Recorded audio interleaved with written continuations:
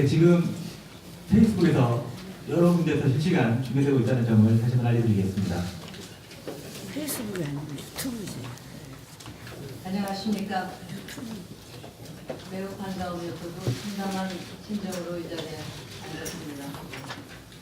저는 이제 국민 평균 수명을 넘기고 덤으로 살기 시작했고 평생 정치와는 거리를 두고 지시인으로서 살겠다고 노력한 사람입니다. 그런데 저 같은 사람이 이런 자리에서 기조 발제를 하게 됐다는 것 자체가 우리 대한민국의 위기가 얼마나 심각한가를 얘기해 줍니다. 불과 2년 전까지만 해도 우리나라는 경제 발전과 민주화 모두 성공한 나라라고 작가가 인정하는 가운데서 남들이 부러움을 사는 나라였습니다. 세계 공산권이 무너진 직후에는 우리가 북한을 흡수 통일한다는 이야기가 나왔습니다. 하지만 박근혜 대통령 탄핵, 문재인 정권 지발 2년 후 지금 우리는 나라의 존망을 걱정하는 탄식이 사방에서 쏟아져 나오는 파련한 처지가 됐습니다. 인도국가 일본에서는 한국서 난민이 나오면 받아줘서는 안 된다는 소리가 나오고 서방의 전문가들은 한국 경제가 무너진다는 것을 경고한 지 한참 되고 문재인 정권이 복주하는 속도를 볼 때 내년이면은 자유민주공화국으로서 대한민국이 지도에서 지워진다는 경고까지 나옵니다. 해외 동포들은 발을 동동 굴고 있습니다.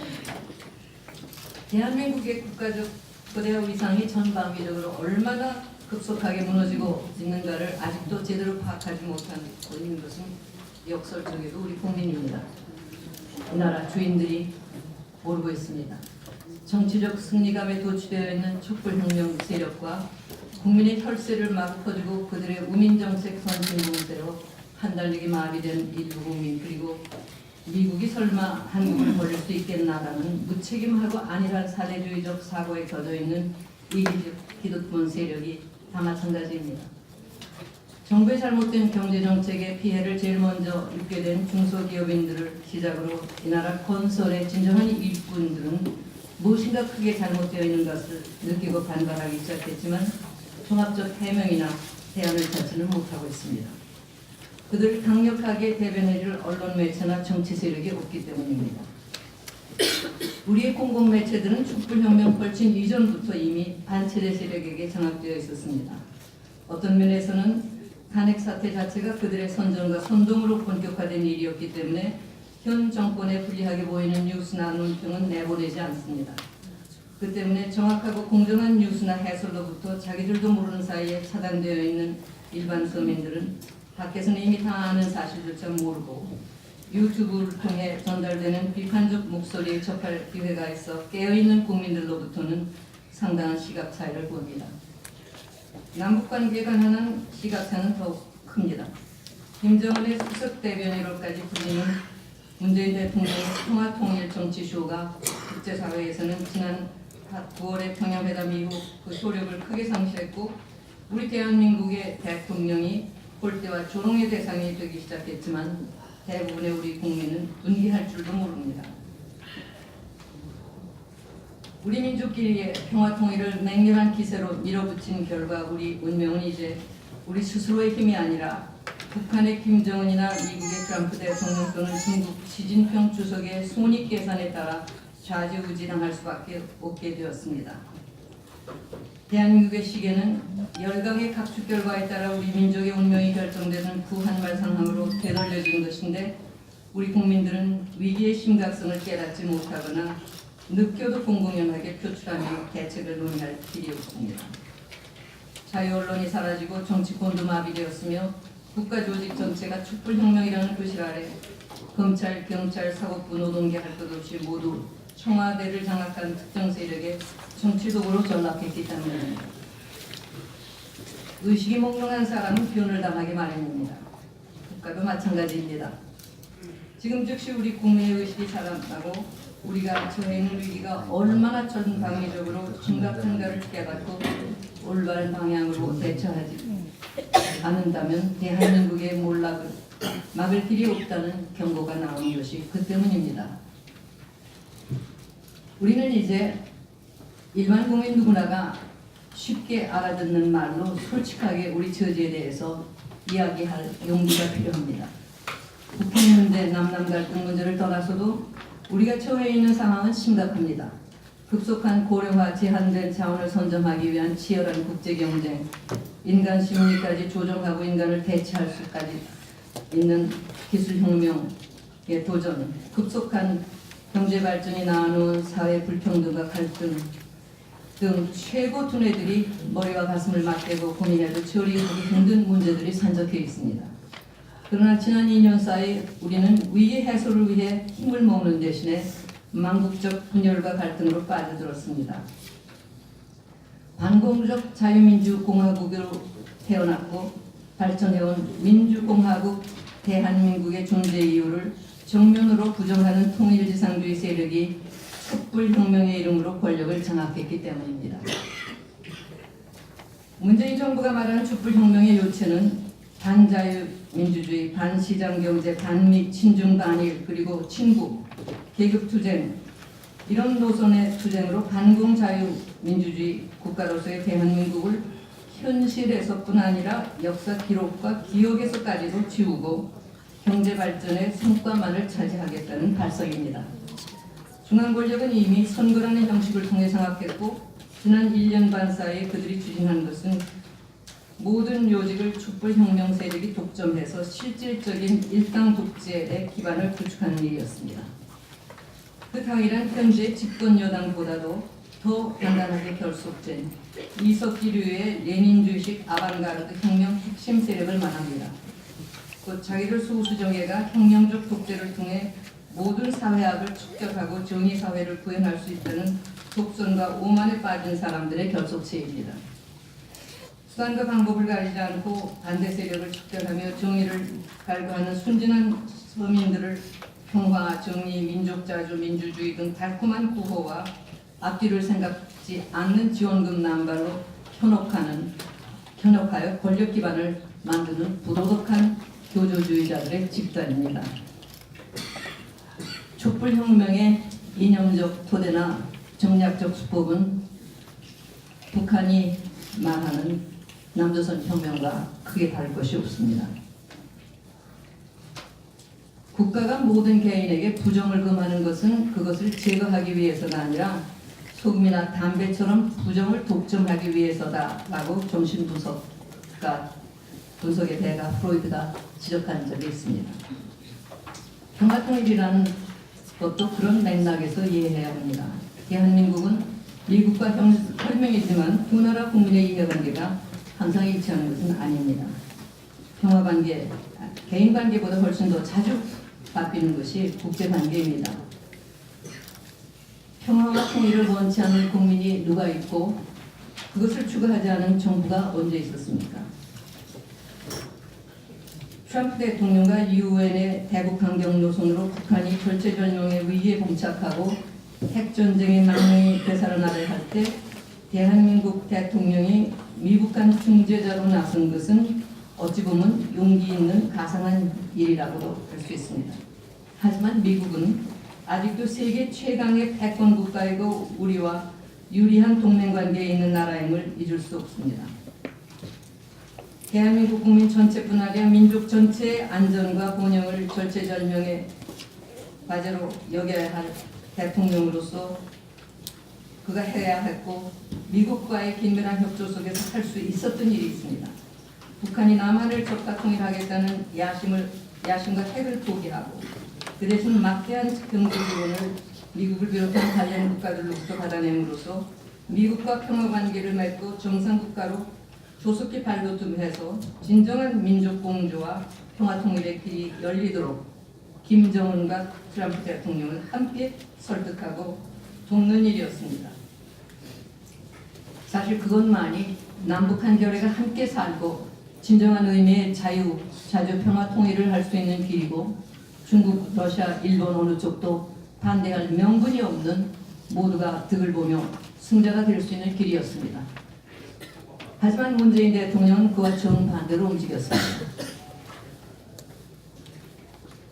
우리 미국 온 세계가 바라는 북한의 인권 상황 개선이나 북한 비핵화가 아니라 한반도 비핵화를 주장하는 김정은의 말만 믿고 미국이 먼저 평화를 선언하고 북한 체제를 보장하도록 트럼프 대통령을 철수시키는 길을 택했습니다.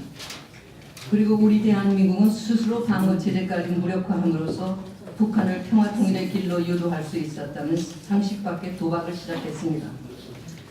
그것이 무지와 순진에서 나온 도박이었는지 의도된 단역이었는지는 국민이 그리고 역사가 판단할 일입니다. 그는 평화 통일이라는 말만 강조했지 어떤 기본 가치와 정치 체제를 지향하며 어떤 현실적 대가가 따르는 통일인지는 말이 없습니다.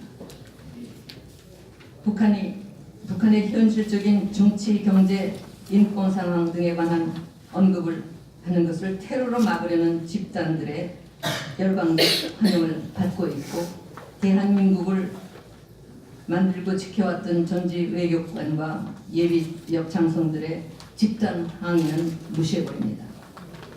결국 핵까지 갖춘 북한의 압박 앞에서 대한민국 국민들이 우리 민족끼리의 평화 통일이라는 명분으로 총한방 쏘지 못하고 떠나게 만들려는 공작이라는 의혹이 생기고 대한민국은 자살하는 나라가 되었다는 말이 나온 것은 당연한 일입니다. 오늘 세미나의 목적은 우리가 직면하고 있는 절체절명의 위기에 대해 국민의식을 일깨움으로써 더 늦기 전에 자구책을 강구하는 데 있습니다. 그런 면에서 본다면 제 의견에는 세미나의 주제를 사회주의로 가는 간에 지나치게 모호한 설정이 아닌가 합니다. 우리가 지금 두려워하는 것은 사회주의 자체가 아닙니다. 대한민국의 혁명적 파괴와 친독 세력을 주축으로 하는 새로운 특권층에 의한 일당 독재국, 곧 자유 및 언론이나 법치가 허울 뿐인 전체주의 체제의 수립이 걱정입니다. 이런 측면에서 우리는 다시 상기해야 됩니다. 자유는 결코 공것이 아니면 민주주의 체제는 절대로 견고한 것이 아닙니다. 그런데 우리가 직면하고 있는 국가적 위기에 대한 1차적 책임은 문재인 좌파 세력에 있음이 분명합니다. 하지만 책임을 그들에게 돌린다고 해서 이 위기가 극복되는 것은 아닙니다. 대한민국 파괴 세력에게 권력을 맡긴 책임은 대한민국의 기득권 세력 모두에게 있는 것이며 그 기득권 세력에는 재벌이나 정치인들만 포함되는 것이 아닙니다. 정치적 좌우, 보수, 진보를 막론하고 하루살이 막노동을 하고 살았던 살게 여념없던 사람들을 빼놓고는 대한민국 국민 모두가 나라가 이 지경이 된 데 대해 일정 정도의 책임이 있음을 인정하고 반성하지 않으면 재기의 기반을 구축하기가 어렵습니다. 사회주도층이라 불리는 사람들의 이기주의와 안일, 부패와 오만, 욕심과 기회주의적 비굴함이 대한민국의 국가체제 전반에 대한 서민층의 불신과 반발을 키웠고 초기에 바로잡을 수 있었던 단체적 편견을 치명적 수준의 친북 종족 사상 지상주의 광기로까지 키워버린 책임은 특히 지식인층, 그 중에서도 언론인 그리고 역사가를 자처하는 사람들에게 있다는 걸 알아야 합니다. 우리 역사에서 유일하게 성공한 혁명은 대한민국 건국이었습니다. 왕실과 양반들의 하인이었다가 일본 황제의 2등 신민으로 전락했던 백성이 독립국가의 국민이요 민주국가의 남녀 구분 없이 평등한 주권자로 거듭나며 인간의 기본 자유와 인권을 헌법으로 보장받게 된 계기가 1948년 대한민국 수립이었습니다. 그것은 국가의 이념과 이상 그리고 주권자가 새로 설정된 혁명이었지 그 이하가 아니었습니다. 그리고 그 헌법의 토대 위에 섰기 때문에 우리는 역사상 처음으로 경제 강국의 국민으로 발돋움할 수 있었고 공산주의 체제의 포로가 된 북한과 대조를 이루었습니다. 하지만 우리 기득권 세력은 그것을 잊고 등한시하며 살았습니다. 해방과 건국 당시 스탈린 지배시대의 반공은 자유와 독립을 위한 필수 조건이었지 선택이 아니었고 반공은 진보의 반대말이 아니라 자유와 민주주의의 필수 조건이었습니다. 이것은 온 세계가 아는 상식인데 구공산권의 세뇌 공작과 군사정권의 몽매한 방식의 반공교육에 희생이 되었던 우리 좌파 각계, 문화계, 언론계 그리고 정치 세력만은 그것을 아직도 부정하고 있습니다. 나라의 주인은 국민입니다. 민주주의 사회에서 이 나라의 운명을 결정하고 그것을 감내해야 하는 것도 국민인데 이제 대한민국이 크게 피 흘리지 않고 다시 바로 설 수 있는 시간은 얼마 남지 않았습니다. 지난 2년 동안에 태극기를 들었건 촛불을 들었건 북한 같은 전체주의 압제하에서 살고 싶지 않고 대한민국을 지켜야 함을 아는 사람들은 이제 다시 하나로 뭉쳐 대한민국 적화 통일의 목표를 70년 이상 변함없이 추구해온 북한과 문재인 정권의 위장된 평화공세에 맞서 싸우지 않으면 안 됩니다.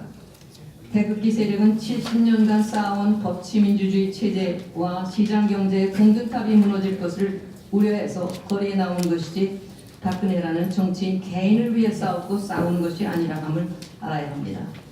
마찬가지로 촛불을 들었던 사람들 절대 다수도 민주주의를 지키겠다는 열정으로 싸우는 것이지 어떤 특정 세력의 도구가 되거나 대한민국을 북한의 김정은에게 넘겨주기 위해서 촛불을 든 것이 아니라고 확신합니다.